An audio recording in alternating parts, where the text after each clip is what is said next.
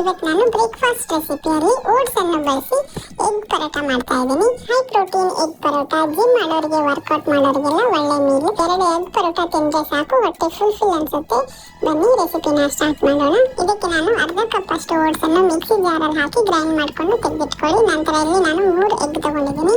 ಒಂದು ಬೌಲಲ್ಲಿ ಎಗ್ ಅನ್ನು ಹಾಕಿ ಇದರಲ್ಲಿ ಅರ್ಧ ಕಪ್ ಅಷ್ಟು ಹಾಲನ್ನು ಹಾಕಿ ಮಿಕ್ಸ್ ಮಾಡ್ಕೊಳ್ಳಿ. ಚೆನ್ನಾಗಿದೆ ಎಗ್ ಬೀಟ್ ಮಾಡ್ಕೋಬೇಕು ಹಾಲಲ್ಲಿ.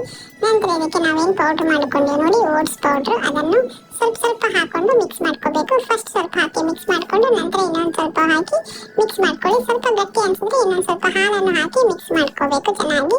ಇವಾಗ ಇದು ವೆಜಿಟೇಬಲ್ಸ್ ಅಲ್ಲಿ ನಾನು ಹಸಿಮೆಣಸಿನಕಾಯಿ, ಸಣ್ಣಕ್ಕೆ ಕಟ್ ಮಾಡಿ ಇಟ್ಕೊಂಡಿರೋ ಕ್ಯಾಪ್ಸಿಕಮ್, ಕ್ಯಾರೆಟ್ ಮತ್ತು ಸಣ್ಣ ಕಟ್ ಮಾಡ್ಕೊಂಡಿರೋ ಈರುಳ್ಳಿ ಹಾಕ್ತಾ ಇದ್ದೀನಿ. ಮತ್ತು ಕೊತ್ತಂಬರಿ ಸೊಪ್ಪು, ಅರ್ಧ ಟೀ ಸ್ಪೂನ್ ಅಷ್ಟು ಕರಿಮೆಣಸು, ಅರ್ಧ ಟೀ ಸ್ಪೂನ್ ಉಪ್ಪು, ಚಿಲ್ಲಿ ಫ್ಲೇಕ್ಸ್ ಅನ್ನು ಹಾಕಿ ಚೆನ್ನಾಗಿ ಮಿಕ್ಸ್ ಮಾಡ್ಕೊಳ್ಳಿ. ಮಿಕ್ಸ್ ಮಾಡುವಾಗ ತುಂಬಾ ಗಟ್ಟಿ ಅನ್ಸಿದ್ರೆ ಇನ್ನೊಂದು 1/4 ಕಪ್ ಅಷ್ಟು ಹಾಲನ್ನು ಹಾಕಿ ಮಿಕ್ಸ್ ಮಾಡ್ಕೊಳ್ಳಿ.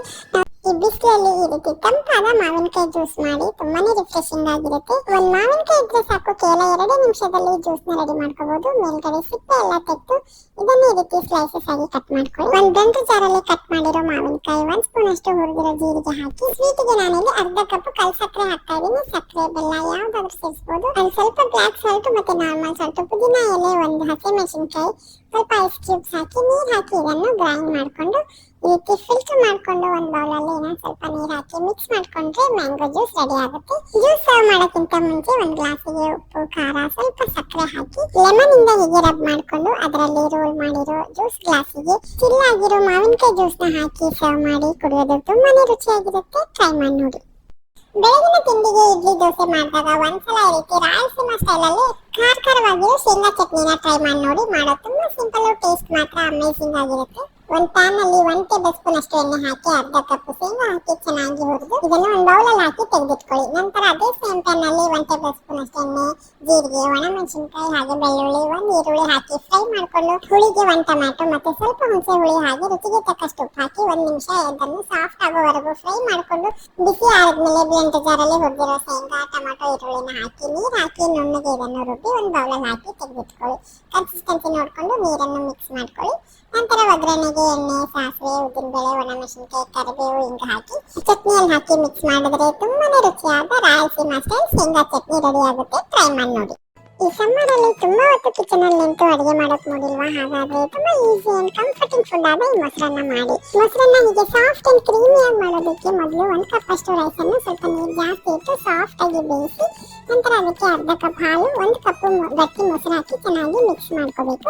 ನಂತರ 1 ಇಂಚಷ್ಟು ಶುಂಠಿ, 1 ಹಸಿಮೆಣಸಿನಕಾಯಿ, ಸ್ವಲ್ಪ ಕರಿಬೇವು, 1/4 ಸ್ಪೂನ್ ಅಷ್ಟು ಜೀರಿಗೆ ಹಾಕಿ ಇದನ್ನು ಕಲ್ಲಲ್ಲಿ ರೀತಿ ಕುಟ್ಟಿ ಮೊಸರನ್ನ ಹಾಕಿ ಮಿಕ್ಸ್ ಮಾಡೋದ್ರಿಂದ ಫ್ಲೇವರ್ ಚೆನ್ನಾಗಿರುತ್ತೆ ಮತ್ತೆ ಟೇಸ್ಟ್ ಕೂಡ ಎನ್ಹಾನ್ಸ್ ಆಗುತ್ತೆ. ಇವಾಗ ಕೊತ್ತಂಬರಿ ಸೊಪ್ಪು, ತುರಿದಿರೋ ಕ್ಯಾರೆಟ್, ಒಗ್ಗರಣೆಗೆ ಕಡಲೆಬೇಳೆ, ಉದ್ದಿನಬೇಳೆ, ಇಂಗು, ಕರಿಬೇವು ಹಾಕಿ ಒಗ್ಗರಣೆ ಮಾಡಿ ಸ್ವಲ್ಪ ರುಚಿಗೆ ತಕ್ಕಷ್ಟು ಉಪ್ಪು, 4-5 ಐಸ್ ಕ್ಯೂಬ್ಸ್ ಹಾಕಿ ಮಿಕ್ಸ್ ಮಾಡಿ. ಐಸ್ ಕ್ಯೂಬ್ಸ್ ಹಾಕೋದ್ರಿಂದ ಮೊಸರನ್ನ ತುಂಬಾ ಹೊತ್ತು ಗಟ್ಟಿ ಆಗೋದಿಲ್ಲ, ಹೀಗೆ ಸಾಫ್ಟ್ ಅಂಡ್ ಕ್ರೀಮಿ ಆಗಿ ಇರುತ್ತೆ. ಬೆಳಿಗ್ಗೆ ಮೊಸರನ್ನ ಕಲಸಿದ್ರೆ ಮಧ್ಯಾಹ್ನವರೆಗೂ ಇದೇ ರೀತಿ ಸಾಫ್ಟ್ ಆಗಿ ಇರುತ್ತೆ. ಲಂಚ್ ಬಾಕ್ಸ್ಗೆಲ್ಲ ಪರ್ಫೆಕ್ಟ್ ಆದ ರೈಸ್. ಟ್ರೈ ಮಾಡಿ ನೋಡಿ.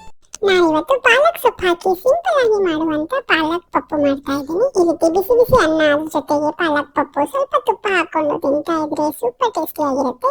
ಮೊದಲಿಗೆ 1 ಕಪ್ ಅಷ್ಟು ತೊಗರಿ ಬೇಳೆನ ಒಂದು ಕುಕ್ಕರಿಗೆ ಹಾಕಿ ಅದ್ರ ಜೊತೆ ಈರುಳ್ಳಿ, ಟೊಮೊಟೊ, ಹಸಿಮೆಣಸಿನಕಾಯಿ, ಬೆಳ್ಳುಳ್ಳಿ ಹಾಗೆ 1 ಕಟ್ ಅಷ್ಟು ಕಟ್ ಮಾಡಿ ಇಟ್ಕೊಂಡಿರುವ ಪಾಲಕ್ ಸೊಪ್ಪು ಹಾಕಿ ನಂತರ ಇದಕ್ಕೆ ಒಂದು ಸ್ವಲ್ಪ ಜೀರಿಗೆ, ಅರಿಶಿನ, ಖಾರದ ಪುಡಿ, ರುಚಿಗೆ ತಕ್ಕಷ್ಟು ಉಪ್ಪನ್ನು ಹಾಕಿ ಸೊಪ್ಪು ಮತ್ತು ಬೇಳೆ ಎಲ್ಲ ಕುದಿಯೋದಕ್ಕೆ 2 ಕಪ್ ಅಷ್ಟು ನೀರನ್ನು ಸೇರಿಸಿ ಕುಕ್ಕರ್ ಲಿಡ್ ಕ್ಲೋಸ್ ಮಾಡಿ 4 ವಿಸಿಲ್ ಕೂಗಿಸಿ ಈ ರೀತಿ ನುಣ್ಣಗೆ ಬೇಳೆನ ಬೇಯಿಸಬೇಕು. ಬೇಳೆ ಎಲ್ಲ ಚೆನ್ನಾಗಿ ಸ್ಮ್ಯಾಶ್ ಮಾಡಿ ಇದಕ್ಕೆ ಅರ್ಧ ಕಪ್ ಅಷ್ಟು ಹುಣಸೆ ರಸನ ಸೇರಿಸಿ ಮಿಕ್ಸ್ ಮಾಡ್ಕೊಂಡು ಇನ್ನೊಂದು 2 ನಿಮಿಷ ಕುದಿಸಿ ನಂತರ ಇದಕ್ಕೆ ಬೆಳ್ಳುಳ್ಳಿ, ಒಣಮೆಣಸಿನಕಾಯಿ, ಕರಿಬೇವು ಹಾಕಿ ಒಗ್ಗರಣೆ ಮಾಡಿ ಮಿಕ್ಸ್ ಮಾಡ್ಕೊಂಡ್ರೆ ಸೂಪರ್ ಟೇಸ್ಟಿಯಾದ ಪಾಲಕ್ ಪಪ್ಪು ರೆಡಿ ಆಗುತ್ತೆ. ಟ್ರೈ ಮಾಡಿ ನೋಡಿ.